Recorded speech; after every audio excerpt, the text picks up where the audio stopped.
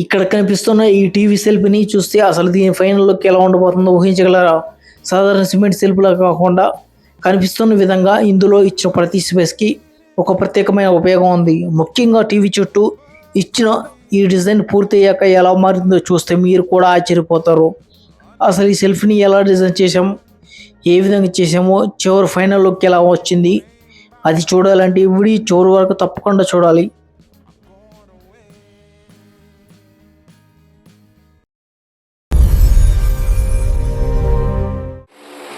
Hello friends, welcome back our channel. Friends, మీరు చూస్తున్నది would copper types TV self ఎలా తయారు చేసామో, ఏ విధంగా చేసామో, ఏ మెటీరియల్ వాడామో మొత్తం వీడియో చివరిలో దీనికి సంబంధించిన ఖర్చు మొత్తం చెప్తాను.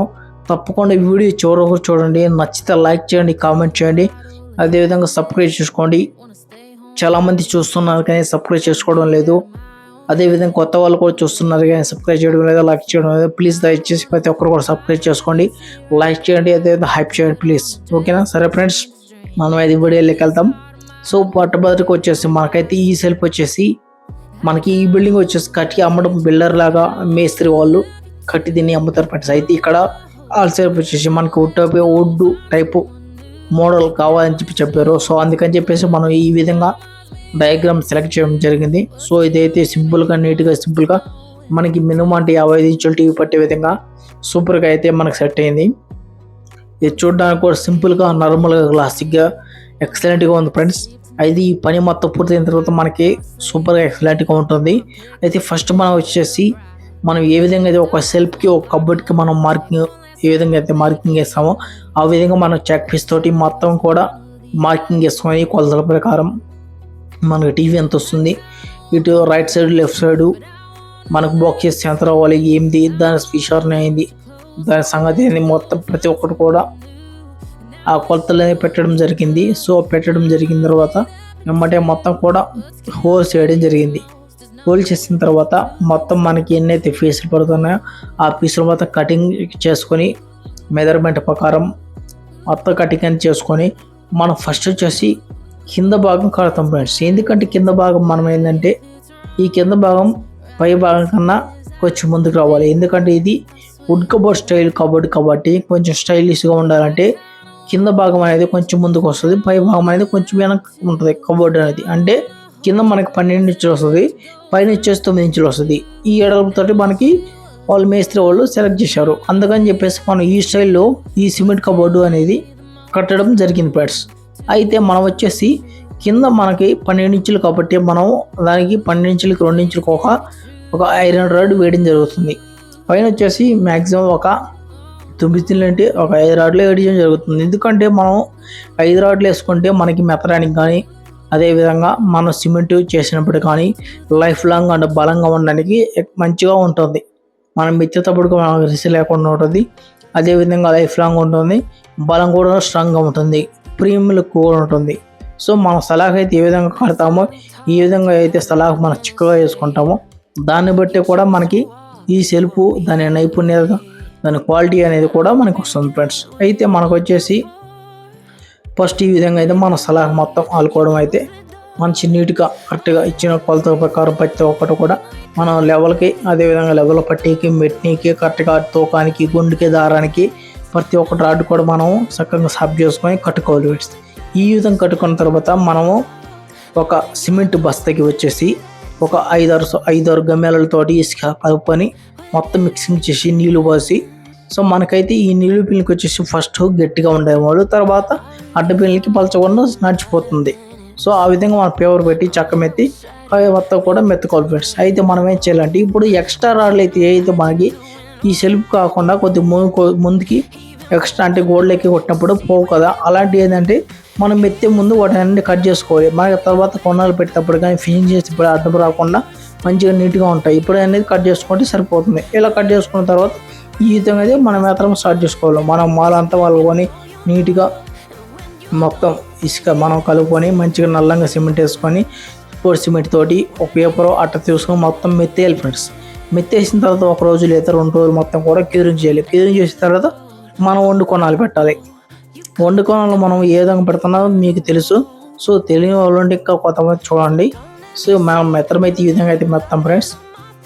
వండుకోని వాళ్ళు మనం వచ్చేసి ఓన్లీ మన లప్పం గోడకి ఏ విధంగా అయితే పెడతాం ఆ విధంగా మన సిమెంట్ తోటి ఓన్లీ సిమెంట్ మాత్రమే కలుపుకొని డైరెక్ట్ దాంట్లో ఇండ్లు పోసుకొని మన టైల్స్ ఏ విధంగా అయితే అంటిస్తామో ఆ విధంగా మనం వండుకోణాలు పెట్టడం జరుగుతుంది ఫ్రెండ్స్. ఎందుకంటే మన స్పెషల్ ఏంటంటే ఈ వండుకోణాలు పెట్టడం వల్ల మనకి వుడ్ కబోర్డ్ టైప్లో మనకి షీట్ అనేది ఆ ప్లైవుడ్ అనేది మనకి వుడ్ కబోర్డ్ కట్టిక అయితే మనకి ఎట్లా అయితే కనపడుతుందో ఆ విధంగా మనకి ఈ సిమెంట్ కబోర్డు ప్లేట్ అనేది మనకు ఆ విధంగా అయితే కనపడుతుంది. సో మీరు కోణాలు పెట్టిన తర్వాత చూడండి చెప్పింది నిజమా కాదని కూడా మీకు అర్థమవుద్ది.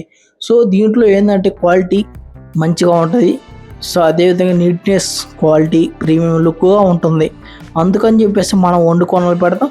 సో ప్రతి ఒక్కరు కూడా మేస్తలు కానీ ఇంటి వాళ్ళు కానీ ప్రతి ఒక్కరు కూడా ఈ వండుకోణాలకే వాళ్ళకు ప్రిఫరెన్స్ చూపిస్తారు. ఎందుకంటే అది నీట్గా ఉంటుంది. అదేవిధంగా వుడ్ కబోర్డ్లో టైప్ లెక్క నీట్గా మనకి మనం చెక్క అయితే ఏ విధంగా కరెక్ట్ కోణం అయితే ఉంటుందో ఆ విధంగా అయితే వస్తుంది ఫ్రెండ్స్. అందుకని చెప్పేసి మనం వండుకోణం పెట్టడం జరుగుతుంది. సో వండుకోణం అయిపోయిన తర్వాత మనం డైరెక్ట్గా దుబారా ఇసుక జాలి పట్టుకొని ఆ దుబారా ఇసుకతోటి ఫినిషింగ్ చేయడం జరుగుతుంది. మన ప్లాస్టింగ్ గోడలకి ఏ విధంగా అయితే ప్లాస్టింగ్ చేస్తామో సో తర్వాత దుబారా చేస్తారు కదా, అయితే మనం ఏంటంటే ఒకటేసారి సింగిల్ కోటింగ్లోనే డైరెక్ట్ దుబారా ఇసుక అయితే మనం జాలి పట్టుకొని ఆ దుబారా ఇసుకతోటి ఒక 2-3 రోజులు కూరింగ్ కానిచ్చిన తర్వాత డైరెక్ట్ మనం ఫినిషింగ్ అయితే చేస్తాం. ఫినిషింగ్ చేసి ప్రతి ఒక్క భాగం కూడా మనం స్పాంజీతో కొట్టుకోవాలి. సో స్పాంజీ అయితే ఎప్పుడైతే మనం కొడతామో తర్వాత ఇసుక అంతా పైకి లేస్తుంది. తర్వాత నీట్గా చీపురు అనేది బొంబాయి చీపురు స్నానం చీపుతారు మొత్తం కూడా కొట్టేసుకోవాలి. అదంతా కొట్టేస్తే తర్వాత మనం లప్పం పెట్టడానికి కానీ కలర్ కొట్టుకోవడానికి కానీ సింపుల్గా ఏమి లేకుండా గతుకులు నీట్నెస్గా సింపుల్గా ఎక్సలెంట్గా వస్తుంది ఫ్రెండ్స్. ఆ విధంగా మనం లప్పం పెట్టుకోవడానికి కానీ అదేవిధంగా కలర్ వేసుకోవడానికి కానీ మనం మంచిగా నీట్గా ఫినిషింగ్ చేసుకుంటే మనం ఏ విధంగా అయితే ఫినిషింగ్ చేస్తామో ఏ విధంగా కోణాలు అయితే పెడతామో అంత నీట్గా అనే తర్వాత మనం లప్పం పెట్టుకున్నప్పుడు కానీ కలర్ వేసుకున్నప్పుడు కానీ ఆ విధంగా నీట్గా వస్తుంది. ఎందుకంటే మనం ఫస్ట్ చేసే పని కరెక్ట్గా చేసే తర్వాత పని కూడా చాలా నీట్గా అండ్ ప్రీమియం లుక్గా స్ట్రాంగ్గా లైఫ్ లాంగ్గా ఉంటుంది. సో దీంట్లో ఏంటంటే మనకి మెయింటెనెన్స్ కూడా తక్కువ ఉంటుంది. అదే వుడ్ కబోర్డ్ అయితే మెయింటెనెన్స్ చాలా ఎక్కువ ఉంటుంది. అదే ఖర్చు కూడా చాలా ఎక్కువ ఉంటుంది ఫ్రెండ్స్. అది దీని ఇప్పుడు మనం ఒక సిమెంట్ కబోర్డు ఎలా చేస్తామనే విషయం మాత్రం తెలుసుకున్నాము. సో మీకు ఎవరికైనా డౌట్లు ఉంటే నా కామెంట్లో తప్పకుండా అడగండి. అదేవిధంగా కొత్త వాళ్ళు ఎవరైనా చూస్తుంటే తప్పకుండా నన్ను కామెంట్లో మీరు డౌట్లు అడగొచ్చు. ఏ విధంగా చేస్తాము ఎంత మాలు కలుపుతాము ఆ విధంగా చెప్పాను. అయితే ఇప్పుడు ఫ్రెండ్స్ మీకు ఫస్ట్ వీడియోలో స్టార్టింగ్లో చెప్పాను. సో ఈ సెల్ఫ్కి వచ్చేసి మనకి ఎంత ఖర్చు అవుతుందని చెప్పి చెప్తానని చెప్పాను. ఇప్పుడు దాకా అయితే మనం ఏమేమి మెటీరియల్ వాడామో ఎలా చేసామని చెప్పేసి మొత్తం కూడా చెప్పాను. అయితే మనకు ఖర్చు ఎంత అవుద్ది అంటే ఫ్రెండ్స్ మనకు వచ్చేసి స్టార్టింగ్లో ఫస్ట్ వచ్చేసి మేము చేసే వర్క్ ఖాళీ మా వర్క్ అయితే ఒక 6,000-7,000 అవుతుంది. దీనికి వచ్చేసి మా కూలీ వరకు. అయితే దీనికి మెటీరియల్ వచ్చేసి ఒక 40 కిలోలు సలాక్ పడుతుంది. ఆ 40 కిలోలు 50 రూపాయలు లేదా 60 రూపాయలు లాంటి ఏరియాని బట్టి కూడా మనకి ఈ సలాక్ అనేది రేట్ ఉంది ఫ్రెండ్స్. తర్వాత వచ్చేసి మనకి సిమెంట్ వచ్చేసి 350 ఉంది. మంచి క్వాలిటీ సిమెంట్ అయితే సిమెంట్ వచ్చేసి ఒక 3-4 బస్తాలు పడుతుంది. అదేవిధంగా ఇసుక అయితే మాత్రం మనకి ఒక 10 బ్యాగులు లేదా 15 బ్యాగులు అనేది కూడా ఇసుక అయితే పడుతుంది ఫ్రెండ్స్. ఈ విధంగా అయితే మనకి మెటీరియల్ పడుతుంది. సో టోటల్గా మొత్తం మీద అయితే మా యొక్క కూలీ అయితే ఎంత ఉందో 6,000. మిగతా మెటీరియల్కి మొత్తానికి కూడా మ్యాక్సిమం టోటల్గా వేసుకుంటే ఒక 10,000 మెటీరియల్ వచ్చేస్తుంది ఫ్రెండ్స్. టోటల్గా వచ్చేసి మన ఖర్చు వచ్చేసి ఒక 15,000 లేదా 16,000 మహా అయితే. ఇంకా సలాక్ ఎక్కువ వేసుకొని మంచిగా సిమెంట్ వేసుకుంటే కూడా 15,000, 16,000 లేదంటే లాస్ట్ ఫైనల్ కూడా 17,000లో మనకి మంచిగా అయితే ఈ టీవీసీ వుడ్ కబోర్డ్ అయితే మనకి కంప్లీట్ అయిపోతుంది ఫ్రెండ్స్. అదే మనం వుడ్ కబోర్డ్ కానీ చేయించామనుకో ఎట్లేదన్నా కూడా కంపల్సరీగా మనకి ఫీట్కి వచ్చి 600-700 అడుగుతారు. సో మొత్తం మీద కూడా దీనికి వచ్చేసి ఒక 60,000-70,000 అయితే 80,000 అయితే అవుతుంది ఫ్రెండ్స్.